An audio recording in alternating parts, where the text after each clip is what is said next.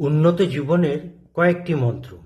আত্মীয় অথবা বন্ধুদের দেওয়া সামগ্রী বা অর্থ সাহায্য প্রত্যাখ্যান তাদের মনক্ষুণ্ণ করে এবং তারা নিজেদেরকে গুরুত্বহীন ভাবতে শুরু করে। ধর্ম ও রাজনীতি আলোচনা সীমিত রাখা উচিত, বিশেষত অপরিচিত ব্যক্তিদের সাথে ভ্রমণ বা আলোচনায়।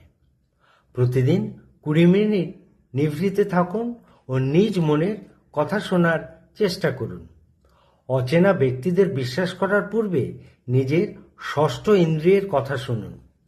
বিগত ভুলভ্রান্তির জন্য অনুশোচনা বৃথা। উক্ত ভুলভ্রান্তি থেকে শিক্ষা গ্রহণ করা উচিত। বাদ্যযন্ত্র সঙ্গীত শোনা ভালো, কেননা উক্ত সঙ্গীত মস্তিষ্কের সৃজনশীলতা উদ্দীপিত করে এবং ইনটিউশন বৃদ্ধি করে।